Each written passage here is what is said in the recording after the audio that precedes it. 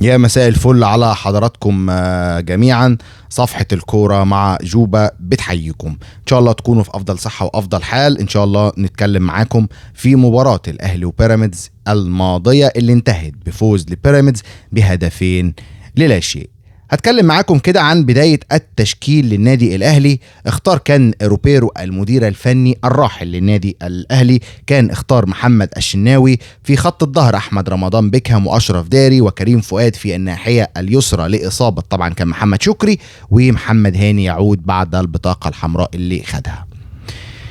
في وسط الملعب بيلعب اليو ديانج، وجنبيه محمد علي بن رمضان، وطبعا كان تريزيجيه على الورق ان هو كصانع للالعاب. في اليمين احمد السيد زيزو، واليسار اشرف بن شرقي، ومقدمه هجوميه المخيف محمد شريف، لكن محدش كان فيهم مخيف خالص. طيب هنتكلم مع بعض. بدايه التشكيل تشكيله المفروض هتشوفها كده تقول تشكيله دي مظبوطه، كل النجوم على ارضيه الملعب، فرقه مخيفه، فرقه مرعبه، فرقه قويه. بالفعل هي فرقه قويه لكن فرديه. انا هتكلم في حاجه وجهه نظري وهنشوف الفكره بقى نفسها في ايه.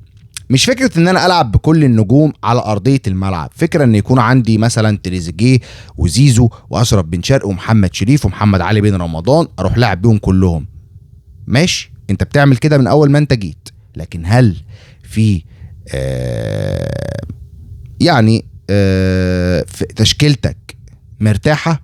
لا. تشكيلتك فيها انسجام؟ لا. طب واحد يقول لي طب انا اعمل ايه؟ واحد يقول لي طب انت هتعملها ازاي؟ هتعملها ازاي لما يكون تشكيلتك فيها النجوم دي كلها؟ طيب انا العب بخط الظهر ايا كان مين. وسط الملعب هلعب بمحمد علي بن رمضان وديانج كاتنين. هحوش واحد من الثلاثه اللي قدام. هلعب مثلا بزيزو وتريزيجيه، واحد على اليمين واحد على الشمال، كطبيعي ان تريزيجيه بيلعب في الشمال وزيزو بيلعب في اليمين. وهلعب باتنين راسات حربة قدام، جراديشار ومن قدامه يعني هيكون محمد شريف. طيب دلوقتي تقول لي طب انا افرض عاوز العب بصانع للالعاب، حد يمسك لي وسط الملعب شويه. خلاص، يبقى ديانج هيبقى في وسط الملعب ومحمد علي بن رمضان، وهيكون لازم في وسط الملعب هيكون عندك قفشه. صانع الالعاب الوحيد الصريح عندك هو قفشه.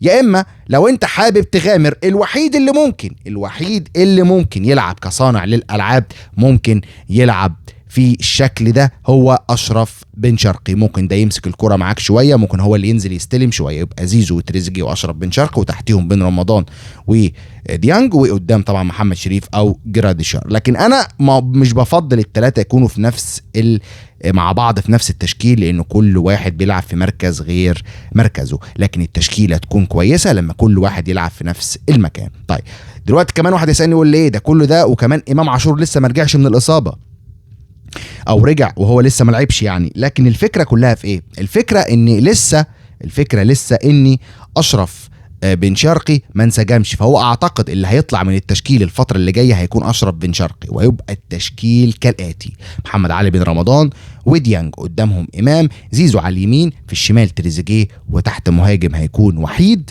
هو محمد شريف. اعتقد دي التشكيله اللي جايه. والعنصر اللي اللي الاهلي يستغني عنه الفترة اللي جاية هيكون طبعا أشرف بن شرقي. طيب بداية كانت مش جيدة للأهلي خالص، ضغط ما فيهوش اي ضغط جماعي. البيراميدز بيلعب بأريحية شديدة، اللعيبه مرتاحه، اللعيبه واخده نفسها، بتسلم وبتستلم بشكل جيد. تلاقي لعيب من بيراميدز بيباصي، تلاقي لعيب التاني من بيراميدز اتحرك ياخد الكوره، واللعيب اللي باصه بيتحرك، وما فيش اي حد حتى بيضايقه وحد بيتحرك جنبيه ولا اي حاجه. وتوصل للدقيقه الستة اعتقد او السبعة، وضربه حره من على حدود منطقه الجزاء تتشاط من كريم حافظ المميز المتألق، تخبط في القائم الايسر وتترد تاني لوليد الكارثي من الوضع طائرا، ويحطها هدف اول في مصلحه نادي بيراميدز على نادي الاهلي. والشناوي لا يسأل عن الهدف ده تماما، لان شفت ناس كتيره جدا بتحمل الشناوي الهدف. الشناوي لا يسأل عنه تماما. بعد كده هل انا شفت رد فعل من لعيبه النادي الاهلي؟ مفيش. هل انا شفت رد فعل من روبيرو المدير الفني للنادي الاهلي؟ برضو مفيش. رد الفعل الوحيد اللي انا شفته هو جمهور النادي الاهلي الكبير اللي كان عامل ملحمة في مدرجات المباراة، عامل ملحمة، ضغط قوي جدا من الجمهور على اللعيبة لغاية الرسائل حبوا يوصلوها للعيبة بكل الطرق الممكنة. العب بقى يا عم، خلي عندك دم، في التالتة شمال بتهز جبال، بالروح بالدم، بالدم وبالروح الماتش مش هيروح.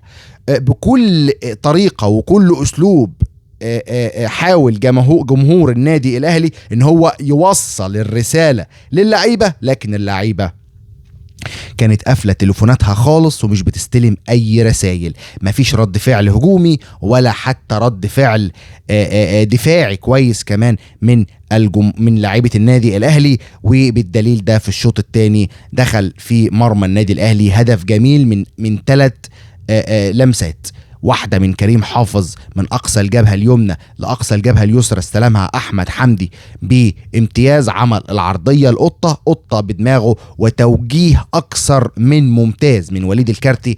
هدف تاني لمصلحة نادي بيراميدز، والأهلي حتى الدقيقة دي ما كانش وصل أصلا الاستاد، يعني مش حاسس إن كان الأهلي بيلعب.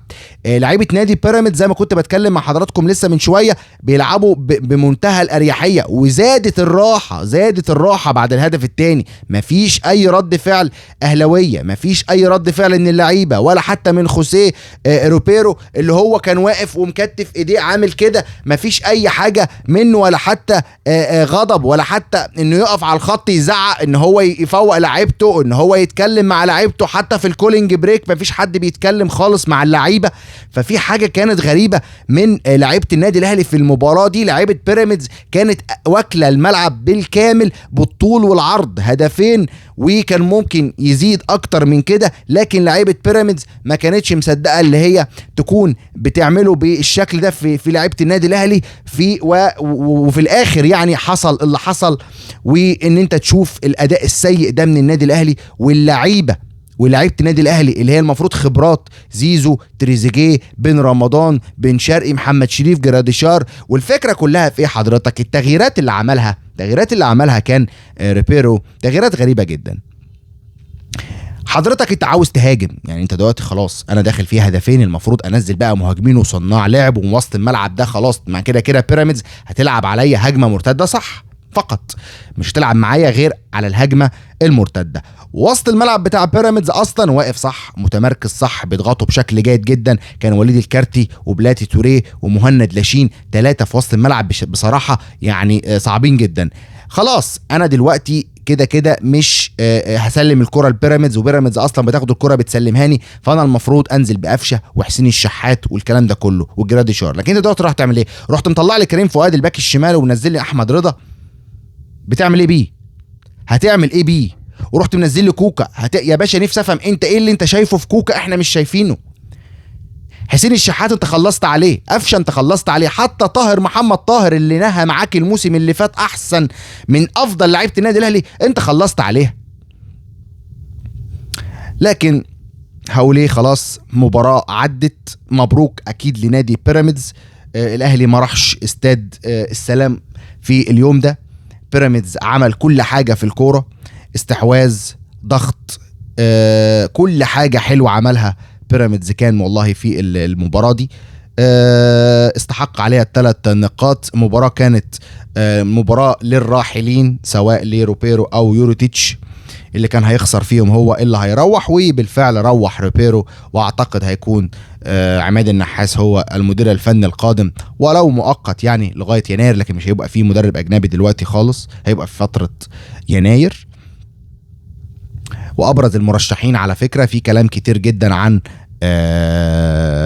جوميز المدير الفني السابق لنادي الزمالك، والكابتن حسام البدري، دول يعني ابرز المرشحين. وطلعت اشاعه على مدرب بالميراس البرازيلي ابيل فيريرا، طلع وكيل اعماله نفى الكلام ده خالص، قال لك ما فيش اي تواصل مع المدرب ولا مع حتى معايا، ما فيش اي كلام حتى.